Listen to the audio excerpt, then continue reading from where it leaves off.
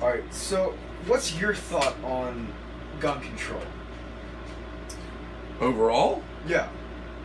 I mean, it's a good question. I mean, do I think that there needs to be some kind of control overall? Yes. Do I think that we've got the right to bear arms? Yes. Everybody always goes back to the Constitution. Granted, I know that our population has grown 100-fold, whatever it is, 1,000-fold since they started this back in 776, but we still have a right to bear arms. With the recent shootings that have come out, I've had lots of people that have called me that want to get their concealed weapons license real quick, which is amazing because they think it's going to get taken away. And the problem is that there's too many guns out there right now. I mean, you're not going to be able to take those away. Right. There's no way. But I mean, I do feel like there needs to be some kind of, the big loophole in the system is the private sales. I mean, I think the people that are doing all the background checks, which we have an FFL here, we do background checks every day. Those people are good people. They're not doing anything wrong. So I just don't know if by tightening the laws, it's gonna. I've just always thought that the bad people are gonna get the guns no matter what. So I just don't know. I think we have good laws in place, but they need to be implemented better. Now that leads me into my next question. Has any of the mass shootings affected the way you've run your business? None. I mean, if anything, it's probably increased it. People want to become more familiar with guns. They want to know a little bit more about them. I think they're scared when you see some guy walks into a church and shoots people. I mean, that's scary anywhere. It amazes me that even happened in Texas, that the guy even got away with it, because I think everybody in Texas is probably holding, which is amazing because the neighbor came over and started, and took him out. But, I know that I'm in a synagogue. I actually carry inside my synagogue. Now, there probably aren't that many people that do, but I know there are people in churches that do. So, I don't know. So, no, it hasn't affected my business at all. I mean, people aren't coming because they feel like guns are bad. Now, do you agree with the gun laws right now? Yeah, I do. I think it's strange that legislatures get on the bump stock when probably 90% of the people out there didn't even know what the hell a bump stock was till after that shooting. I mean, I knew what they were, but I know it's just a form of just shooting faster. But whether the guy had a bump stock or not, I mean, still was going to kill people. If you got psychos that are out there, you're still going to have problems. So. Now, the NRA, the National Rifle Association, has spent $4,130,000 on lobbying this year. What's your thought on that? Well, how much? $4,130,000. That's actually okay. That seems light, considering what I would think that they would have to spend. The politics is it's really strange with the way things work, with the way they have to maneuver. I mean, politics is just all messed up. People are always doing people favors. You do this, I'll do this for you. But the whole political system is messed up, and I think that people are looking for votes. People are looking to get reelected. They're trying to do what the masses want, which on the Democratic side are probably more with no guns. I think they've got the NRA, and I'm a member of the NRA. I think that their theory is we aren't giving in on anything. So once we start giving in, they're going to start hammering us. So they're going to always come in with no. They're never going to give in. So they're hammering these legislatures just to say, listen, we're not going to give in. We're not going to give in on bump stocks. We're not going to give in on ARs. We're not going to give.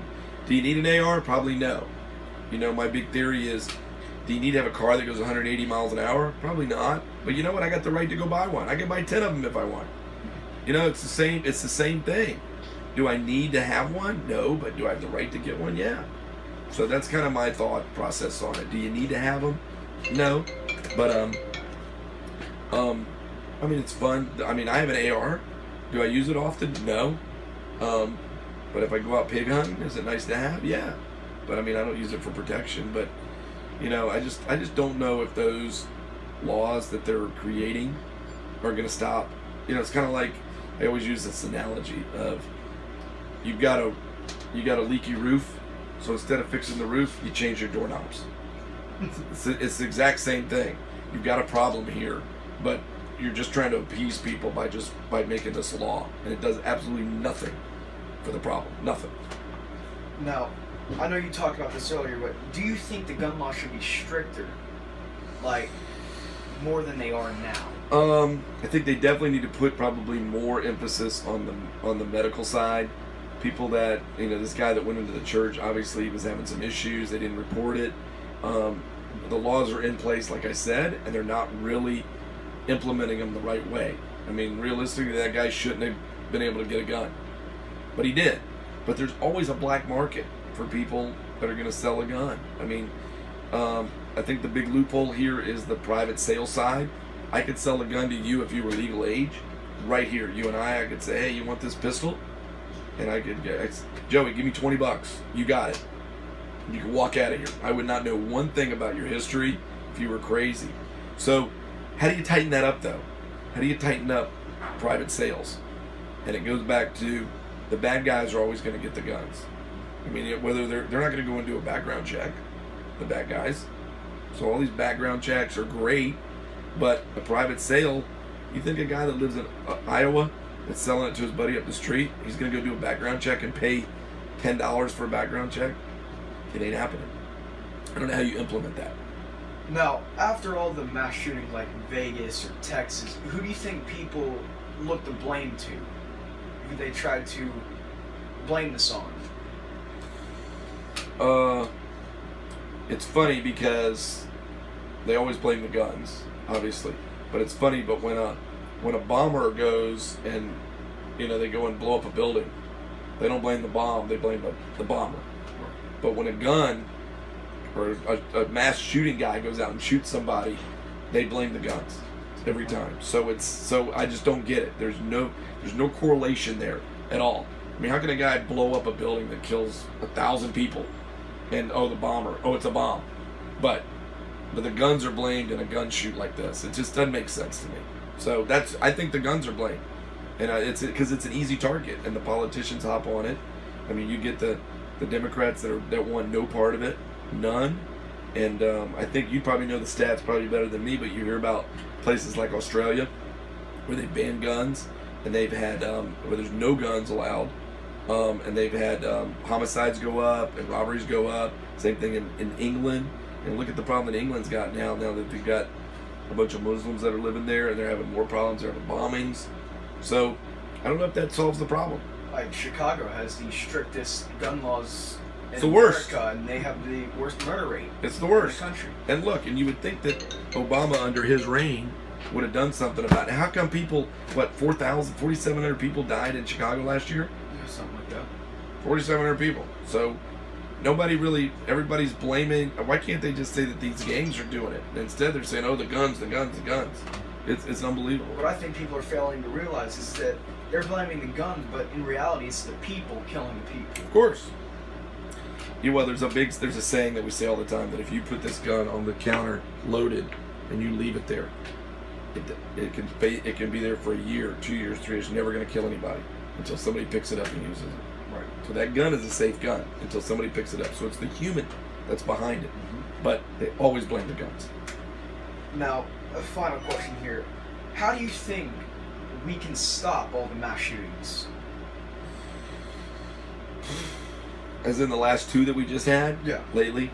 I mean, what kills me is these guys that do this. The guy in Vegas, I mean, that opened up a whole new ball of wax. Nobody ever thought about doing that before. Now you're going to have these guys out here that there's no way to protect every hotel. And there's concerts all over the country all the time. I mean, how do you do that? You're gonna have everybody go through a metal detector when you go to a hotel. It's gonna raise the cost of the hotel to have full-time security there. I don't know how you can do that anyway, but have everybody go through and get them checked. The cost of the room goes up. People are gonna get mad. People down the line are not gonna like that, and it isn't gonna happen. So I don't know how you're gonna do that unless you really look at the mental side. I mean, obviously that guy had some problems, although there wasn't any history of it. But I mean, we live in a country with a lot of people here. You're gonna have some problems, no matter what. No matter what avenues you take to stop it, it's going to be very difficult to stop somebody from walking into a church, even if he made a pipe bomb and blow himself up. I mean, how do you stop that? There's really no answer to it. Politicians can't come up with something. They're going to come up with some crazy law that's not going to get implemented, and we're going to have the same problem. So, Right. I don't know what to tell you.